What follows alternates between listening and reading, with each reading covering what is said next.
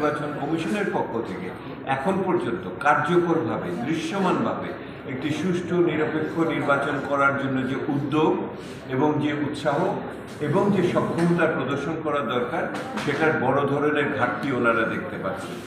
নির্বাচন কমিশন এখন পর্যন্ত তৃণমূল পর্যায় থেকে জনপ্রতিনিধি আসার ক্ষেত্রে এই সংস্কার উত্তর পরিস্থিতি অভ্যুত্থান উত্তর পরিস্থিতিতে কোনো উদ্যোগ নেয়নি এবং এখন পর্যন্ত ব্যয় নিয়ন্ত্রণ করার জন্য যে সমস্ত পদক্ষেপ নেওয়ার কথা সেগুলো এখন পর্যন্ত কার্যকর আমরা হয়েছে বলে দেখছি না বলে ওনারা বলছেন। এবং নির্বাচনের দিনও নিরপেক্ষভাবে প্রশাসন কাজ করবে, আইনশৃঙ্খলা বাহিনী যথেষ্ট থাকবে সেই ভরসাও খুব বড়ভাবে আসেনি। সেহেতু যদি একদিকে হলো নির্বাচন প্রাককালে নিরাপত্তাবোধের অভাব আর নির্বাচনকে কেন্দ্র করে যে আইনি ব্যবস্থা করার কথা সেগুলির যথেষ্ট প্রয়োগ দেখা যাচ্ছে না। সেই জন্য নাগরিকদের ভিতরে অস্বস্তিবোধ আমরা দূর করতে পারিনি। সরকারের পদক্ষেপ, নির্বাচন কমিশনের পদক্ষেপ, প্রশাসনের পদক্ষেপের দিকে তাকিয়ে আছে জনগণ।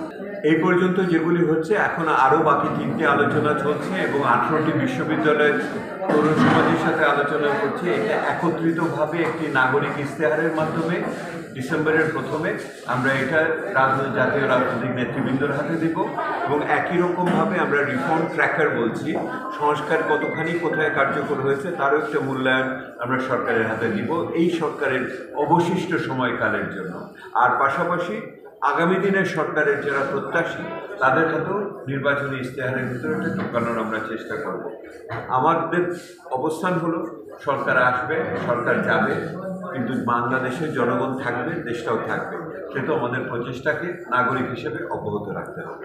এখন যে সংস্কারের যে অবস্থাটা দেখলাম, যেই সংস্কার দিয়ে চেঞ্জ হবে, আমরা তো প্রত্যাশা করি ওনারা সংস্কারের যে প্রস্তাব আছে অসম্পূর্ণ এবং নতুন, এগুলি ওনাদের যে রাজনৈতিক ঘোষণা আছে তার সাথে খুব বৈসাদৃশ্য তো নেই এবং একই রকমভাবে ওনারা নির্বাচনী ইশতেহারের ভিতরে এটা স্থান দিবে। কিন্তু আমাদের একটা শিক্ষা হয়ে গেছে, সেটা হলো মুখের কথায় কাজ হয় না, জনগণের পক্ষ থেকে চাপ অব্যাহত রাখতে হবে।